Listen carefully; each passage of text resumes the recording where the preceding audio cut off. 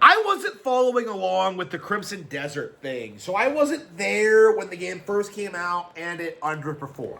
I've been kind of, looking into it since and looking into, like, the crazy things that people were saying, like, pre-release about how this would obviously outperform Pokepia and how this would have a really high Metacritic score and how it would be one of the greatest games of the year. Obvious cope, okay? This went through the typical, like, third-party release hype cycle, the meme game thing, and it just completely fell flat on its face. Now, there's a handful of people defending the game at this stage, but a lot of people in the community are kind of addressing what I've been saying for years when it comes to this kind of stuff, is that this game is just a means of downplaying other better Nintendo games. And I think that's become apparent considering the sheer amount of people who have come out and tried to say that this game is bigger and better than Breath of the Wild. We saw something similar when Genshin Impact came out, right? Where the narrative was that this vastly outperformed Breath of the Wild and this was a way bigger deal and that, like, everybody was just rabid about Genshin Impact. But what was actually happening was that the Chinese government was putting tons of money into, like, conventions to create the illusion that the game was more popular than it really was. I imagine Crimson Desert had a similar hype cycle in which they had a bunch of streamers talking about the game and, hyping it up beforehand. I noticed this in my chat, actually. Like, out of nowhere, a bunch of people were coming in like, oh, Crimson Desert, Crimson Desert, Crimson Desert. And, I kind of knew what was happening and didn't address it. But that seems to be what happens when it comes to these, like, viral marketing campaigns.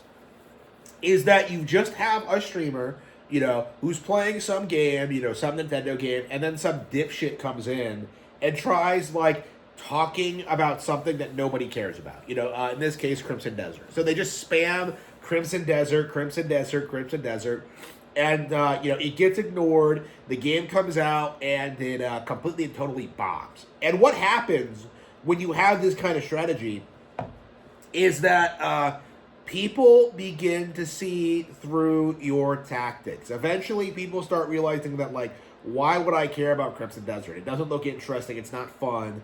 It's not better than Zelda. And yet, like, the shills desperately want to present it as if it is. Okay, because that's the major defining thing, I think, going into this this hype cycle, honestly, is that this was an attempt at making something that was going to be like, I don't know, the POW world of Zelda, I suppose we should say. Like a cheap knockoff that was hyped up and worshipped because the industry was desperate to downplay Breath of the Wild. And this is, like, a big problem that they're having now, is that, like, every time they put out a meme game or a AAA game or, like, some industry-defining thing, it's immediately compared to, like, Breath of the Wild. And unlike with Ocarina of Time, where, like, the industry kept getting better and better after its release, and people were able to enjoy different gameplay styles and different genres and stuff like that, like, right now, the industry is comparatively stagnant.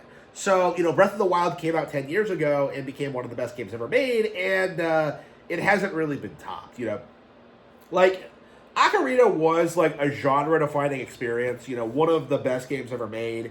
But you could also make the argument that something like Majora's Mask or Wind Waker or Twilight Princess, like, adjusted, improved the formula, and were absolutely worth playing. You can't get that vibe out of AAA games anymore. Okay, the third-party games that we're supposed to get excited about, that we're supposed to worship, just, generally speaking, aren't worth playing. Like, Resident Evil Requiem is the biggest, like, third-party game this year. The third-party game that, like, the industry is putting up against, like, Pokepia and Mario Tennis right now, and it's just an easy pass because it's just not as good as those games.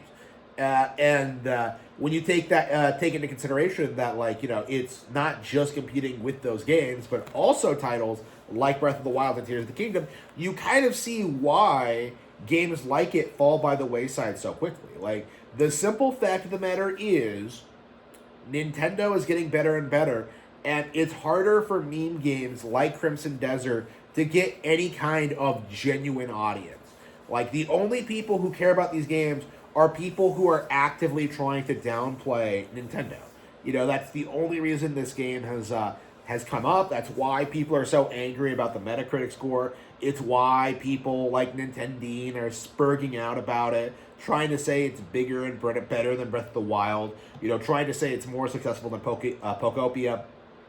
You know, trying to say that, like, Nintendo is, like, failing, essentially. And what we're seeing is just this slow, gradual realization that it isn't true. Okay? Like, people are starting to realize that the idea of some random indie game coming out of nowhere and being bigger than Breath of the Wild is just laughable. You know, Breath of the Wild is, like, a childhood favorite game for a lot of people at this point. And this is something that people really don't want to understand, is that this is a game that stood the test of time and been consistently played for the past decade. It has retained its value far more so than I think any other open world game in existence. Far more so than something like Red Dead Redemption 2. So it really does need to be said that Breath of the Wild is pretty much uncontested when it comes to, like, its greatest game being the greatest game ever at this stage. It's embarrassing how much the community is desperate to try and undermine this game. And I suppose the same thing happened with Ocarina when that first came out. You know, at a certain point, there was this belief among the community that Ocarina was this overhyped game that just didn't live up to its reputation. You know, completely not understanding what the industry was like in '98 and understanding why it was so genre-defining, medium-defining even. The bias against Zelda has to stop, okay?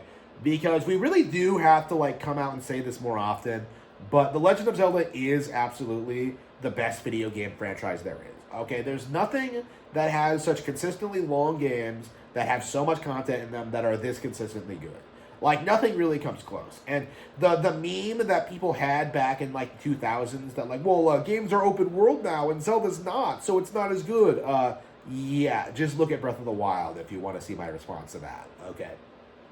But, again, people are just desperate to continue the farce, okay? People are going to any lengths they can to hype up shit like Elden Ring, shit like Crimson Desert, shit like the Elder Scrolls 6, which isn't even out yet, rather than, like, kneel and acknowledge that, like, Nintendo's Legend of Zelda series is way better than any of that. It's so easy to forget how good Zelda is, considering how the industry treats it in general.